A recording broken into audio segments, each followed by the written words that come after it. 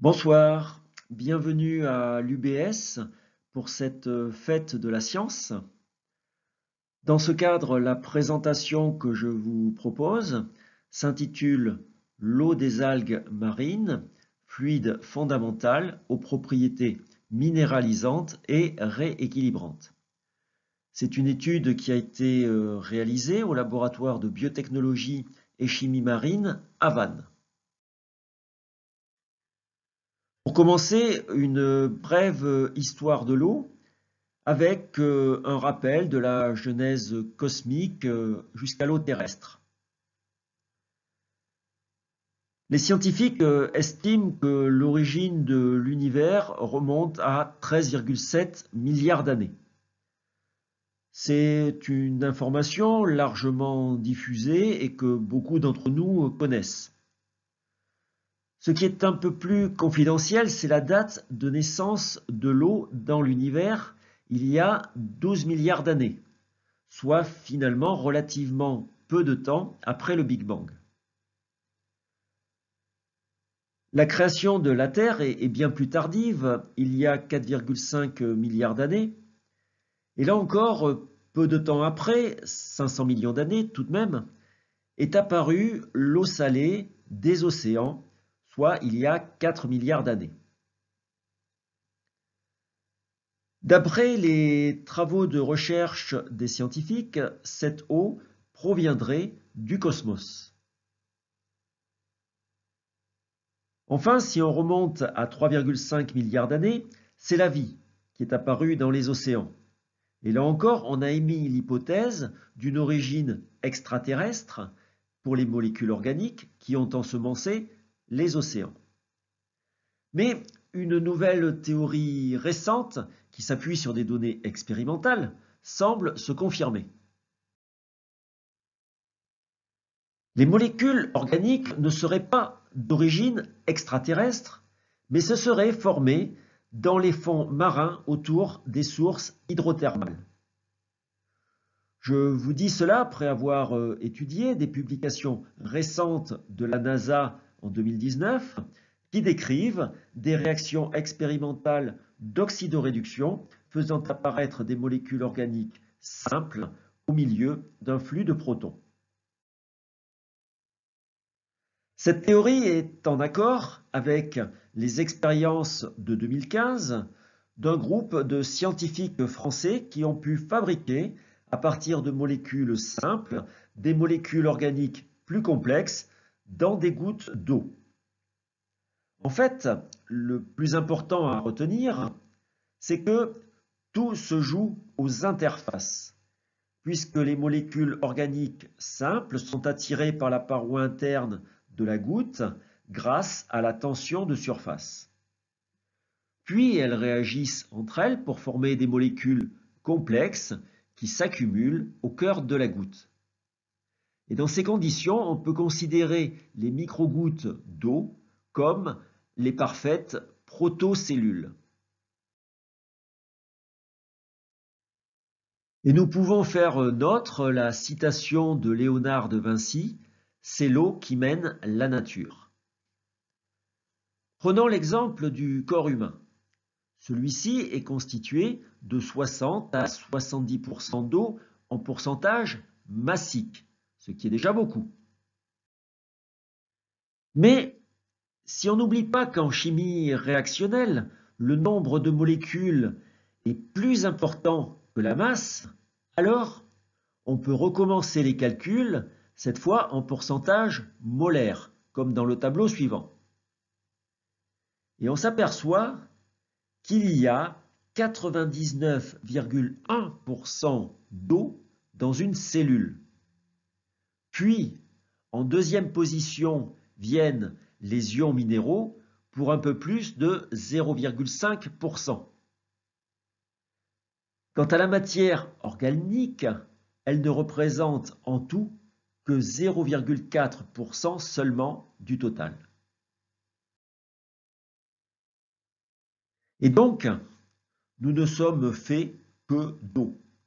Ou formulé de manière plus poétique, mais très juste aussi par Albert Zant, prix Nobel de physiologie, la vie et de l'eau dansant sur la mélodie des solides. On pourrait même être plus précis et dire que la vie, c'est de l'eau de mer. En effet, d'un point de vue chimique, les algues sont des concentrés d'eau de mer, tandis que le plasma humain, c'est de l'eau de mer diluée. Et c'est ce qu'avait parfaitement compris un physiologiste du début du XXe siècle, René Quinton, qui affirmait « L'homme, dans son milieu intérieur, transporte une petite parcelle d'océan ». Quinton avait mis au point un sérum à partir d'eau de mer, puisée à 30 mètres de profondeur, filtrée à 0,22 micromètres pour stérilisation et diluée jusqu'à l'isotonie. Il a réalisé de véritables prouesses thérapeutiques avec ce plasma, à tel point qu'il était dans le dictionnaire Vidal des médicaments jusqu'en 1975. Et aujourd'hui, le sérum de Quinton est fabriqué essentiellement en Espagne et il est commercialisé en tant que produit nutraceutique. Revenons aux algues. Comme nous avons dit, les algues sont des concentrés d'eau de mer et d'éléments organiques primordiaux.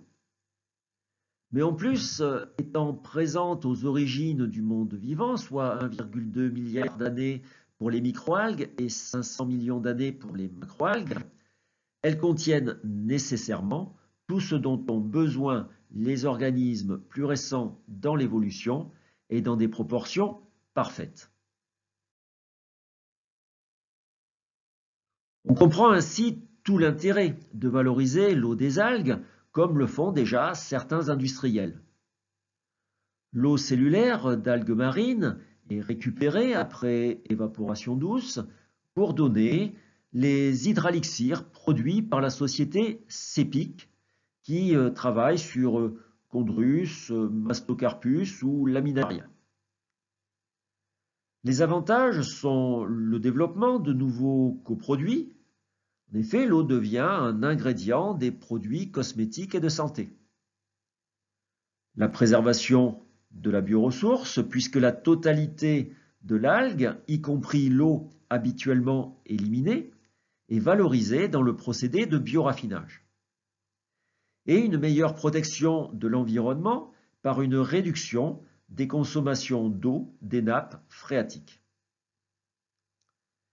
Mais j'y vois cependant une limite d'usage. Si l'hydralixir est stable dans la formulation, en revanche, il n'a aucun effet biologique. Et pourtant, j'ai toutes les raisons de penser qu'on peut valoriser beaucoup mieux cette eau des algues. Car je suis convaincu que l'eau constitutive des algues est bien plus que de l'eau. Surtout si on la considère comme un concentré de substances vitales dans lequel les molécules organiques actives et les sels minéraux sont en synergie. Et en toute logique, utiliser le suc natif des algues signifie apporter à notre organisme tous les éléments fondamentaux dont il a besoin. Quelles sont les particularités de l'eau des algues?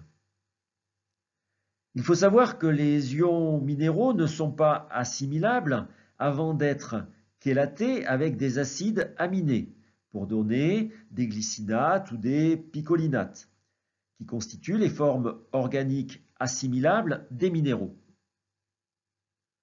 Or, dans le suc nutritif des algues, les minéraux ont déjà été chélatés et sont donc sous forme biodisponible, de telle sorte qu'ils seront facilement assimilables, quel que soit notre niveau d'énergie ou l'état de notre paroi intestinale. D'autre part, les oligoéléments rendent les vitamines mieux assimilables. Citons par exemple le cobalt en tant que cofacteur de la vitamine B12. Enfin, et surtout, l'eau native des algues est un apport minéral complet et idéalement équilibré. Sur le graphique de droite, on comprend qu'il n'est pas opportun de réaliser des apports isolés en minéraux, car ils interagissent tous les uns avec les autres. Il faut donc remplacer notre vision analytique classique par une vision plus globale. Autre point très important, c'est que l'eau dans la cellule est une eau interfaciale, possédant une structure dynamique qui serait capable de transmettre l'information selon certains experts de la physique quantique. Nous, ce que nous avons validé expérimentalement au laboratoire, et que je ne peux pas détailler dans le cadre d'une conférence grand public, c'est qu'à la surface de certains matériaux, on peut mettre en évidence une organisation des molécules d'eau en structure hexagonale. Nous rejoignons ainsi, à quelques nuances près, la théorie de la zone d'exclusion du professeur Pollack. Eau morphogénique, eau d'hydratation, etc. sont d'autres appellations qui désignent le même état. Pour notre part, nous choisissons de rester sur le terme eau interfaciale. Et dans le modèle cellulaire alternatif tel que présenté sur ce schéma, on considère que l'eau constitue l'élément structural central. Les chaînes de molécules d'eau présenteraient alors une conductivité protonique, c'est-à-dire un transfert de signal ou d'information, empruntant les circuits de conduction de l'eau interfaciale. L'eau n'est donc plus seulement constitutive du vivant, mais ses rôles se découvrent aussi énergétiques et relationnels.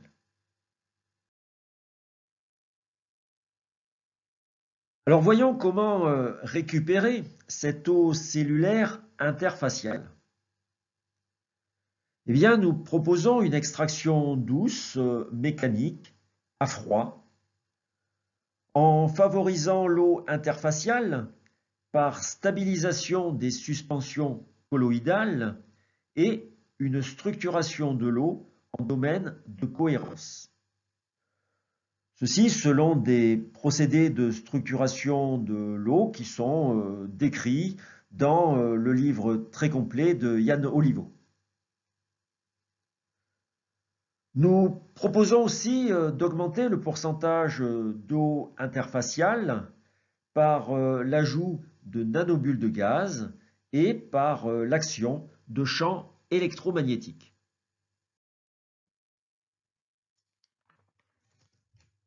Sur le plan expérimental, nous avons donc obtenu des jus d'algues au moyen d'un broyeur mécanique bivis permettant de combiner extraction, pression et filtration, et ceci avec d'excellents rendements et qualité d'extraction.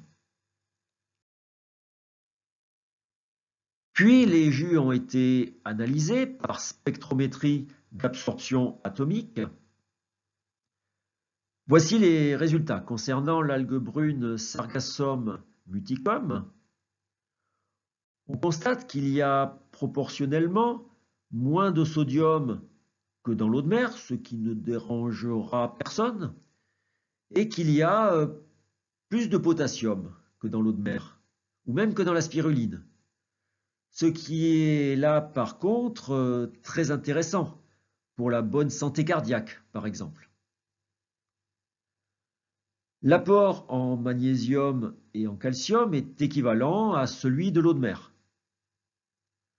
À noter qu'on pourrait équilibrer à souhait les formules en mélangeant différentes algues.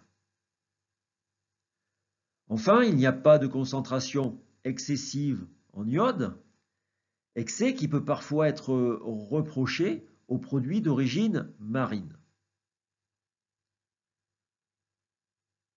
On a donc toutes les caractéristiques d'un jus simple d'utilisation, contenant de tout mais sans excès, et à fort potentiel, minéralisant et équilibrant.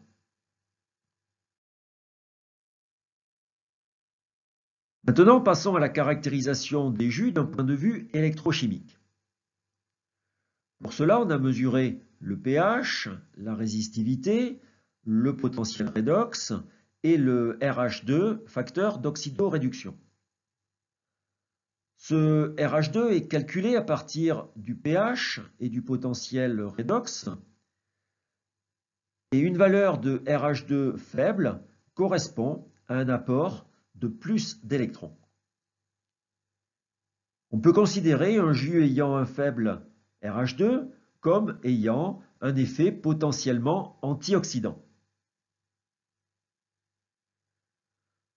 Notre jus de sargassum a un pH de 6 à 6,5, légèrement acide, un RH2 assez bas, de 15 à 17, et une résistivité de 50 à 100 ohms centimètres. Ce qui nous permet de placer ce jus sur le bioélectronigramme Vincent dans la zone correspondant aux eaux thermales. Alors pour information, la bioélectronique Vincent, c'est un outil expérimental sensible qui est adapté à l'étude de variations subtiles, c'est-à-dire ne modifiant pas nécessairement la composition chimique de l'eau. Et donc, selon la bioélectronique Vincent, notre jus de sargassum a des caractéristiques proches de celles de l'hydroxydase, une eau vendue en pharmacie depuis 1979 et qui permet de réaliser des cures thermales à domicile.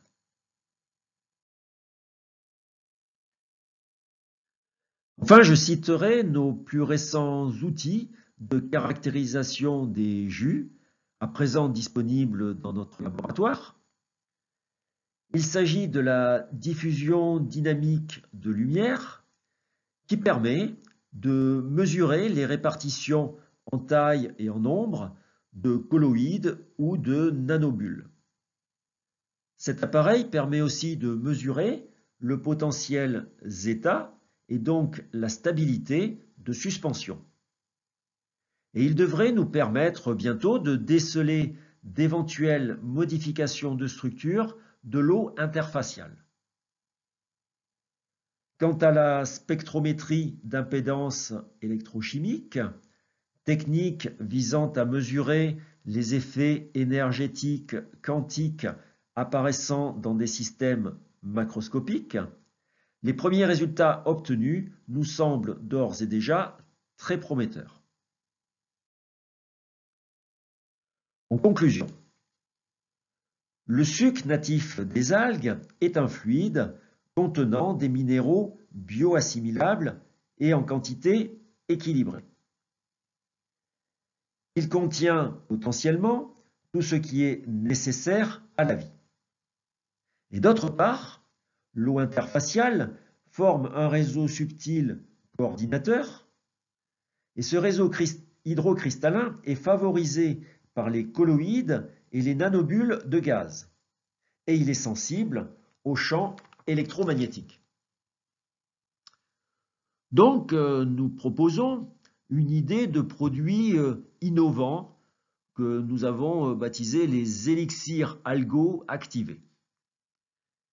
Ils peuvent être définis comme des jus d'algues extraits mécaniquement à froid, filtrés, dilués jusqu'à l'isotonie, avec une eau pure, enrichie en nanobulles d'air, d'oxygène ou d'ozone par exemple, et stabilisée par des ondes électromagnétiques de fréquence spécifique.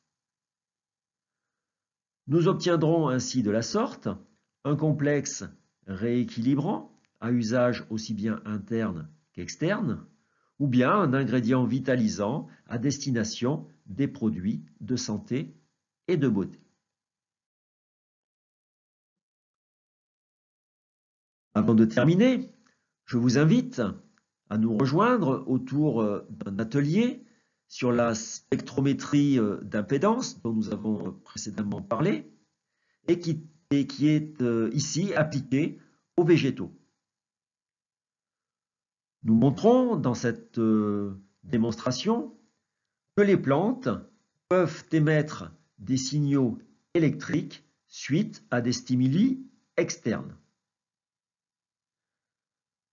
Alors, vous pourrez revoir cette expérience où je fais parler des plantes dans une vidéo qui est disponible sur YouTube à l'adresse indiquée sur cette dernière diapositive.